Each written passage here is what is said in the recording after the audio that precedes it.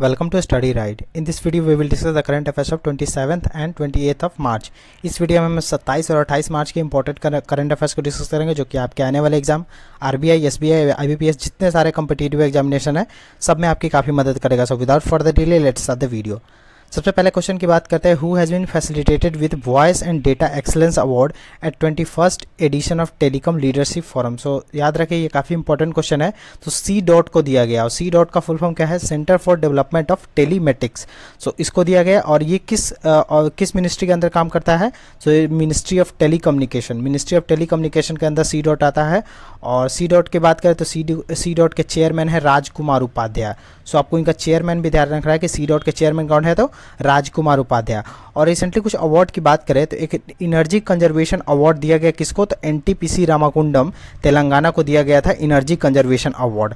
ठीक है. और साहित्य अकेडमी अवार्ड की बात करें तो साहित्य अकेडमी अवार्ड जो है आपको ध्यान रखना है कि टोटल 24 लैंग्वेजेस में दिया जाता है. ठीक है. लेकिन इस बार 20 लैंग्वेज में ही दिया जाता है. तो इससे कंफ्यूज नहीं होना है.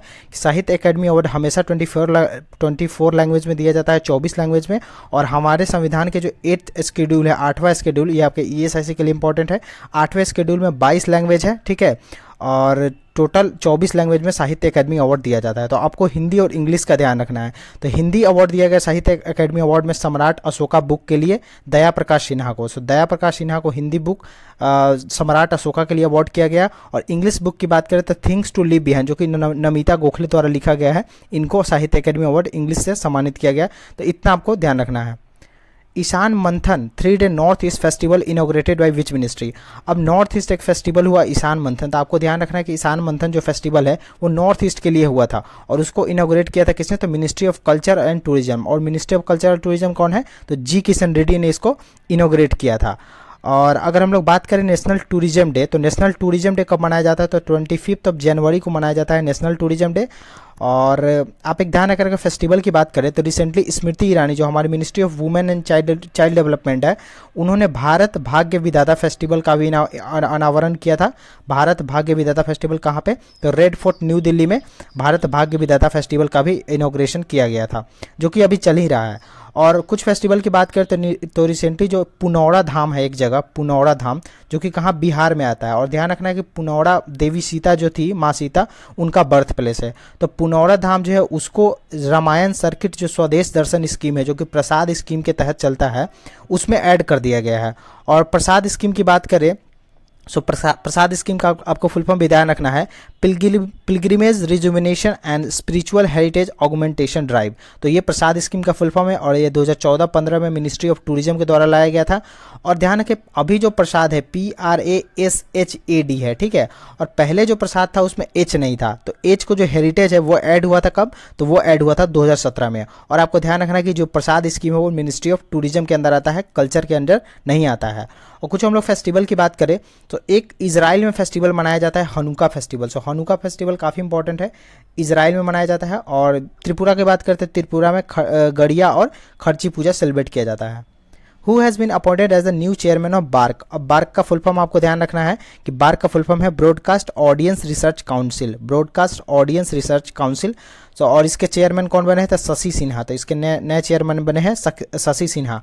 और पहले इसके चेयरमैन कौन थे? तो पहले इसके चेयरमैन थे पुनीत गोइंका जो कि MD एंड CEO है किसके? तो जी एंटरटेनमेंट है ना एक, उसके MD एंड CEO कौन है? तो पुनीत गोइंका. तो ये भी आपको ध्यान रखना है. Sunday street initiative started by which city. अब recently Sunday street initiative Mumbai police द्वारा स्टार्ट किया गया.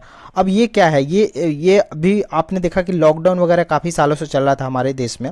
तो ये संडे स्ट्रीट इनिशिएटिव ये कहता है कि आप लोग अपने परिवार के साथ अपने साथ बाहर निकल के हेल्थ एक्टिविटीज़ वगैरह का आप योगा करें, साइकिलिंग वगैरह का. तो इसको प्रेरित करने के लिए एक Sunday street initiative Mumbai police द्वारा चलाया गया था.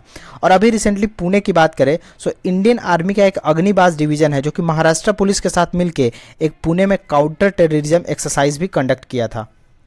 India and WHO signed a pact to set up global traditional medicine center at which state. So this is very important. और इसका अनाउंसमेंट 2020 में ही किया गया था लेकिन अब ये सेटअप होगा. ठीक है. तो गुजरात के जामनगर में ट्रेडिशनल मेडिसिन का एक सेंटर बनाया जाएगा WHO और इंडिया की सहायता से.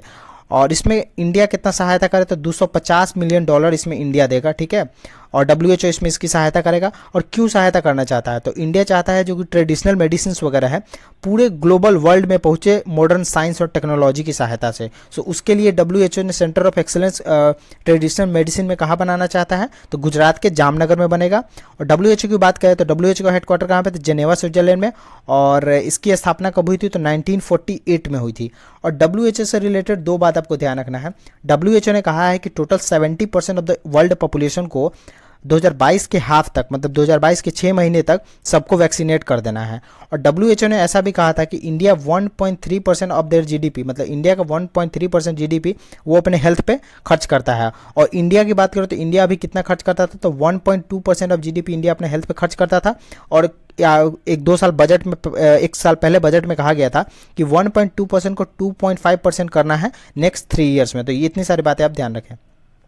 Emami acquires Dermicool from racket for how much crore, तो आपको ये रैकेट भी ध्यान रखना है कि रैकेट से इमामी ने डर्मिकूल को एक्वायर किया है, तो 432 करोड़ में एक्वायर किया है। और एक्वायर की बात करें तो एक्वायर में आपके लिए काफ़ी इंपॉर्टेंट है, रिलायंस ने 89% स्टेक एक्वायर किया क्लोबिया में, जो कि एक इनरवेयर कंपनी है, इंडिया की ही कंपनी है।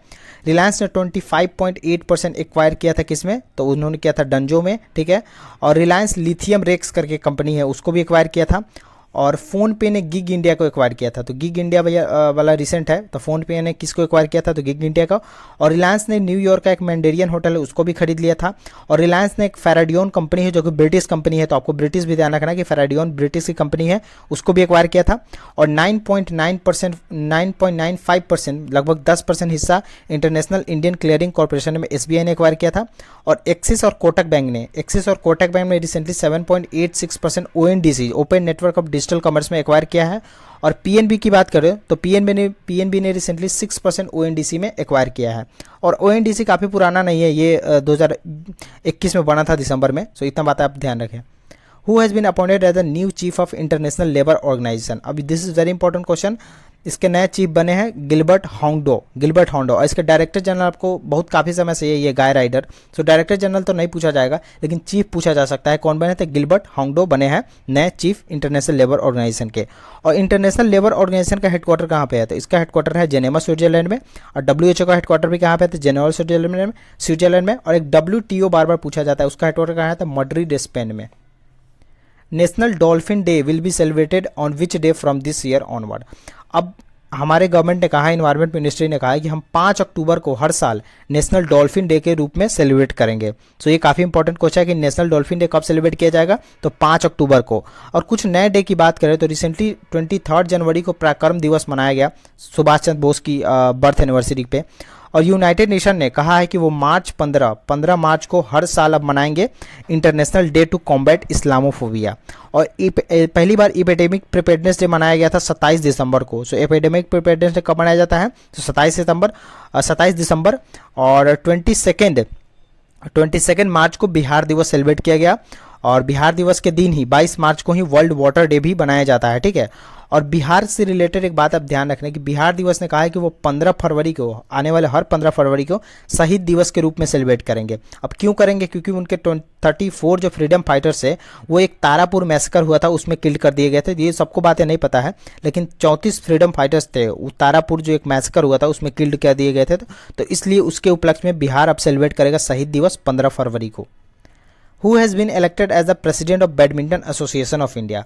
बैडमिंटन एसोसिएशन ऑफ इंडिया के री इलेक्ट किए गए हैं, कौन है, तो हेमंत विश्व शर्मा फिर से बने हैं इसके प्रेसिडेंट। और इसके जनरल सेक्रेटरी बने हैं नए संजय मिश्रा। तो आपको दोनों ध्यान रखना है कि इसके जनरल सेक्रेटरी कौन बने, संजय मिश्रा, और इसके प्रेसिडेंट कौन है, तो हेमंत विश्व शर्मा, ये री इलेक्ट किए गए हैं। और बैडमिंटन की बात करें तो बैडमिंटन में आपको 2 प्लेयर का ध्यान रखना है, एक PV सिंधु और एक किदाम्बी श्रीकांत। और बैडमिंटन एसोसिएशन ऑफ इंडिया का हेडक्वार्टर कहाँ पे है, तो न्यू दिल्ली में है। और अगर PV सिंधु की बात करें तो PV सिंधु ने रिसेंटली स्विस ओपन जीता है। तो Swiss open recently one by home, तो PV सिंधु ने जीता है और उन्होंने हराया है थाईलैंड को। और आप ध्यान रखें बैडमिंटन वर्ल्ड फेडरेशन जो है जिसका हेडक्वार्टर कोलालमपुर मलेशिया में है और इसके चेयरमैन है पॉल एरिक। तो आपको ध्यान रखना है कि बैडमिंटन वर्ल्ड फेडरेशन का हेडक्वार्टर कहाँ पे है, तो कोलालमपुर मलेशिया में है और ये 1934 में बना था। सो बैडमिंटन वर्ल्ड फेडरेशन ने प्लेयर ऑफ द अवार्ड दिया था मेल और फीमेल को। सो बैडमिंटन ने मेल दिया किसको, तो मेल दिया था विक्टर एक्सेल्सन को जो कि डेनमार्क के हैं, और फीमेल में किसको दिया था, तो ताई जू इंग जो कि चाइना के हैं। Defence forces help desk started by which state police. अब एक defence force help desk launch किया गया है उत्तराखंड पुलिस के द्वारा। और क्यों लॉन्च किया गया है? जो भी आर्मीज पर्सोनल के फैमिलीज वगैरह हैं या फिर आर्मी के पैरामिलिट्री फोर्सेस के हैं, तो उनके कंप्लेंट्स को एड्रेस करने के लिए defence forces help desk Uttarakhand police द्वारा लॉन्च किया गया है। और उत्तराखंड की बात करें तो उत्तराखंड ने रिसेंटली जौल जीबी फेस्टिवल मनाया, ठीक है। और पुष्कर सिंह धामी यहाँ के नए चीफ मिनिस्टर फिर से बने हैं, री इलेक्ट किए गए हैं। और उत्तराखंड में सीएम यंग एंटरप्रेन्योर स्कीम भी चलाया गया, ठीक है, एंटरप्रेन्योर स्कीम। और व्यासी हाइड्रो इलेक्ट्रिक पावर प्रोजेक्ट जो कि 120 मेगावाट का है, जो कि किस रिवर पे है? तो यमुना रिवर पे, ये भी उत्तराखंड में ही है। और उत्तराखंड में सुरई इको टूरिज्म और काकड़ा ट्रेल उधम सिंह नगर उत्तराखंड में स्टार्ट हुआ था। और वर्ल्ड योगा कैपिटल, पूरे दुनिया का योगा कैपिटल कौन है? तो ऋषिकेश, ये भी आपको ध्यान रखना है। Who has won the SAF Under-18 women championship title? अब SAF Under-18 वुमेनशिप टाइटल वन किया है किसने? इंडिया ने। और इसको किसको हराया? तो बांग्लादेश को हराया SAF Under-18 women championship title में। और रिसेंटली हम लोग ये हेल्ड कहाँ पे होता है? तो JRD टाटा कम्प्लेक्स जो कि जमशेदपुर में है, वहाँ पे हेल्ड हुआ था ये टूर्नामेंट। और क्रिकेट की बात करें हम लोग तो एक sir Syed Ali Mushtaq Ali T20 trophy हुआ, जिसमें तमिलनाडु जीता और उसने हराया कर्नाटका को। और आईसीसी की बात करें तो आईसीसी के चेयरमैन है ग्रेग बार्कले, और जो कि कहाँ से है? तो न्यूजीलैंड से है। और आईसीसी के सीईओ कौन है? तो वो है जेफ हेलरडाइट, जो कि ऑस्ट्रेलिया से बिलोंग करते हैं। और आईसीसी की क्रिकेट कमेटी के चेयरमैन कौन है? तो वो है सौरभ गांगुली। और एशियन क्रिकेट काउंसिल इसलिए इंपॉर्टेंट है क्योंकि इसके प्रेसिडेंट है जय शाह, और उनका टेन्योर 2024 तक कर दिया गया है, तो इसलिए एशियन क्रिकेट काउंसिल इंपॉर्टेंट है। और एशियन क्रिकेट काउंसिल का हेडक्वार्टर कहाँ पे? तो यूएई में है। और एशियन क्रिकेट काउंसिल ने ये कहा है कि जो एशिया कप होगा, जो अगस्त में होगा, उसको कौन होस्ट करेगा? तो उसको श्रीलंका होस्ट करेगा एशिया क्रिकेट कप को, ठीक है। Bangladesh celebrate independence day on 26 मार्च 2022। और बांग्लादेश ने अपना 51st इंडिपेंडेंस डे सेलिब्रेट किया 26 मार्च 2022 को। और बांग्लादेश इंडिपेंडेंस कब हुआ था पाकिस्तान से? तो 1971 में इंडिपेंडेंस डे हुआ था बांग्लादेश का, वहाँ से आज़ाद हुआ था, पाकिस्तान से अलग हुआ था।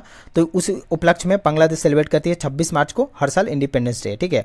और 23 मार्च को, ध्यान रखें, 23 मार्च को पाकिस्तान का होता है इंडिपेंडेंस डे। और इंडिया और बांग्लादेश दोनों मिलकर पिछले साल से ही मैत्री दिवस सेलिब्रेट कर रहे हैं 6 दिसंबर को।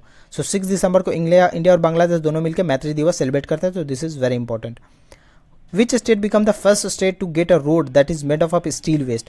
अब पहला स्टेट कौन है जहाँ पे एक रोड बना है जो कि स्टील वेस्ट से बना है? तो दिस इज़ वेरी इंपॉर्टेंट। और ये टोटल जो रोड है वो 1 किलोमीटर का है। सो गुजरात के सूरत में एक रोड ऐसा बना है जो कि स्टील वेस्ट से बना है। और सूरत को हम लोग डायमंड सिटी ऑफ इंडिया भी कहते हैं। So this is very important for ESIC कि सूरत को हम लोग क्या कहते हैं? डायमंड सिटी ऑफ इंडिया कहते हैं। और ये किसके द्वारा बनाया जा रहा है रोड? तो this is also important. ArcelorMittal है, ठीक है, आर्सलर मित्तल जो कि निपॉन स्टील इंडिया का सब्सिडरी है। तो आर्सल मित्तल द्वारा, और जो कि निपॉन इंडिया का सब्सिडरी है, उसके द्वारा बनाया जा रहा है। और इसमें इसकी हेल्प CSIR भी कर रहा है, और CSIR की एक और ऑर्गेनाइजेशन वो भी हेल्प कर रही है, और नीति आयोग भी हेल्प कर रहा है। तो ये आपको ध्यान रखना है। PM गरीब Kalyan Yojana extended till which date? अब ये मार्च तक एक्सटेंड था, मार्च 2022 तक, जो कि एग्जाम में क्वेश्चन भी आया था IBPS PO में, तो ये क्वेश्चन आ सकता है। तो ये सितंबर 6 महीने के लिए और एक्सटेंड कर दिया गया है PM गरीब कल्याण योजना। और इसने नेशनल फूड सिक्योरिटी एक्ट है NFSA जो कि 2013 का है, उसके तहत 5 kg राशन फ्री दिया जाता है एलिजिबल हाउस होल्ड को, ठीक है। और ध्यान रखें, PM गरीब कल्याण योजना 2020 में मिनिस्ट्री ऑफ फाइनेंस ने स्टार्ट किया था। और मिनिस्ट्री ऑफ फाइनेंस कौन है? तो निर्मला सीतारमण है। Who has become the first woman speaker of Uttarakhand assembly? अब उत्तराखंड असेंबली की पहली वुमेन स्पीकर कौन बनी है? तो दिस इज इंपॉर्टेंट क्योंकि पहली कोई वुमेन बनी है स्पीकर उत्तराखंड की, रितु खंडेरी इनका नाम है।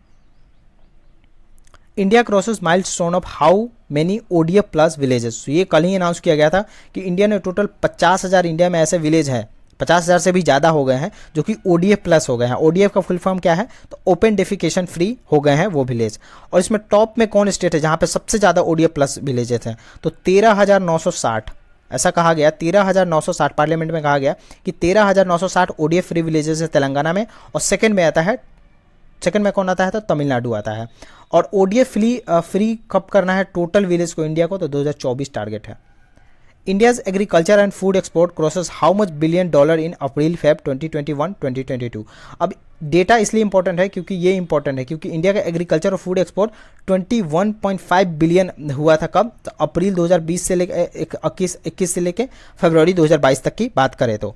और रिसेंटली इंडिया ने कहा कि उनका जो $400 बिलियन का जो 2022 तक का जो टारगेट था एक्सपोर्ट टारगेट, उसको भी इंडिया ने अचीव कर लिया है 9 डेज पहले ही। और अभी एक 94th एकेडमी अवार्ड दिया गया जिसको हम लोग ऑस्कर अवार्ड भी कहते हैं। तो उसमें आपको इतनी सारे ही बातें ध्यान रखनी है, बहुत सारे उसमें अवार्ड दिए गए हैं बट वो सब इंपॉर्टेंट नहीं है। तो बेस्ट पिक्चर का अवार्ड दिया गया, कोडा मूवी है उसको। बेस्ट एक्टर का अवार्ड दिया गया विल स्मिथ को, किसके लिए, तो किंग स्मिथ के लिए उनको दिया गया विल स्मिथ को अवार्ड। सो किंग स्मिथ और विल स्मिथ आपको ध्यान रहेगा। और बेस्ट एक्ट्रेस का अवार्ड जेसिका चास्टेन को दिया गया, किस मूवी के लिए, the eyes of Tammy face के लिए दिया गया जेसिका चास्टेन को। बेस्ट शॉर्ट डॉक्यूमेंट्री का award the queen of basketball. और बेस्ट शॉर्ट फिल्म का अवार्ड किसे दिया, द लॉन्ग गुड बाय को बेस्ट शॉर्ट फिल्म का अवार्ड दिया गया। तो इस वीडियो में इतना ही, आने वाले वीडियो में और क्वेश्चन को डिस्कस करेंगे। If you like the video, do like the video and also share with the friend and subscribe the channel for daily updates. Good bye, see in the next video.